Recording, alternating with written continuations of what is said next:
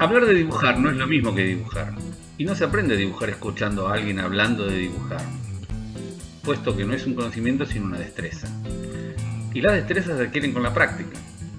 La práctica no es otra cosa que la repetición de ciertas rutinas hasta adquirir dichas destrezas.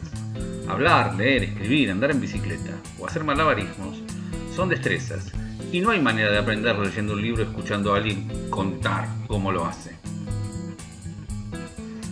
El problema de la enseñanza y aprendizaje del dibujo, ya sea hecho a mano o cualquier otro medio digital o no, lleva necesariamente implícitas, en especial en este contexto de clases virtuales, nuestra capacidad o incapacidad de verbalizarlas, porque gran parte de estas destrezas, si no toda, es conocimiento tácito y práctica, lo que quiere decir que uno sabe cómo hacer una cosa, que es fácil mostrar cómo se hace, pero cuesta ponerlo en palabras y enseñarlo. En esta observación subyace probablemente uno de los grandes desafíos de la comunicación en la arquitectura.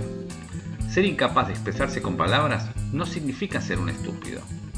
En realidad, lo que podemos decir con palabras sea tal vez más limitado que lo que podemos hacer mostrando. Y este concepto vale tanto para las dificultades de ustedes, los estudiantes, en verbalizar sus ideas de proyecto, como para los docentes en explicitar sus comentarios y críticas. Dice Sennett sobre el trabajo manual en su libro El artesano: es posible que el trabajo artesanal establezca un campo de destrezas y de conocimientos que trasciende las capacidades verbales humanas para explicarlas. Describir cómo hacer un nudo corredizo es una tarea que pone a prueba las capacidades del más profesional de los escritores. Y dibujar es, inevitablemente, una tarea artesanal. Entonces, una solución a las limitaciones del lenguaje consiste en sustituir la palabra por la imagen. Y ahí es donde dibujar, o sea, la capacidad de transcribir al campo de lo físico, con imágenes concretas, los conceptos e ideas del campo de lo inmaterial, en tanto trabajo artesanal, es a la vez destreza y conocimiento, que se adquiere casi exclusivamente con la práctica.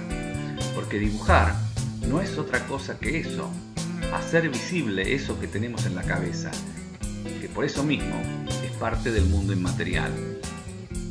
El tema es entender que la destreza no es de la mano que hace el dibujo, sino del ojo que dice dónde hay que poner la línea que falta.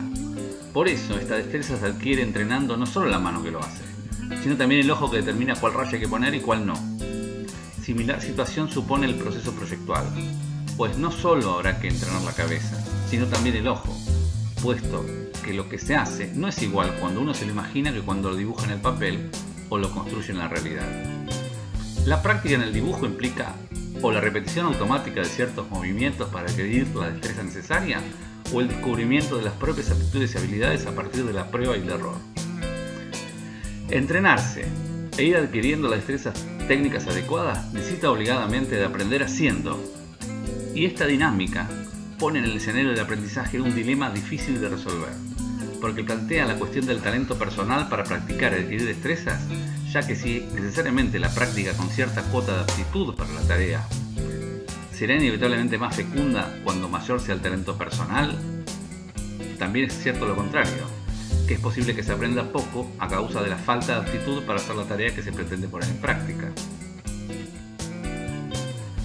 Y el método basado en la capacidad de aprender de los errores, y en particular de los propios, necesita obligadamente de la aplicación del concepto de dar otra oportunidad para legitimar y validar el error y la vacilación como método de aprendizaje.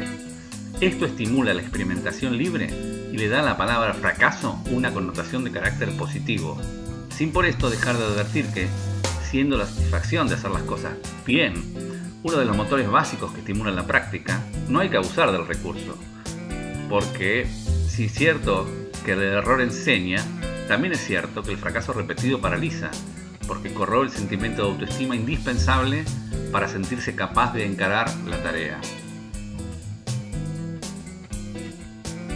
Este concepto de darse la oportunidad de hacer las cosas mal implica el autopermiso del fracaso, porque entendemos que la actual obligación del éxito impuesto no solo alimenta la vanidad y no el orgullo, conceptos parecidos pero opuestos, sino que también es esencialmente conservadora, porque mata la iniciativa experimental, condena la vacilación y el error, que son indispensables para descubrir y descubrirse.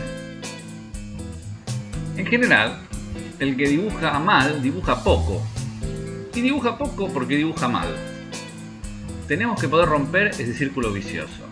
Por eso les decimos que en esta instancia no importa tanto la calidad.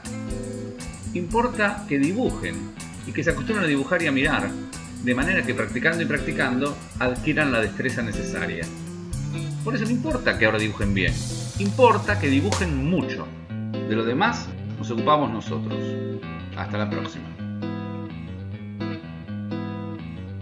Con la lluvia esta no se escucha un carajo. ¿A quién mierda se le ocurre usar una casa con techo de chapa? Y las destrezas no se adquieren con la práctica. Y la práctica no es otra cosa. Estoy grabando, pará.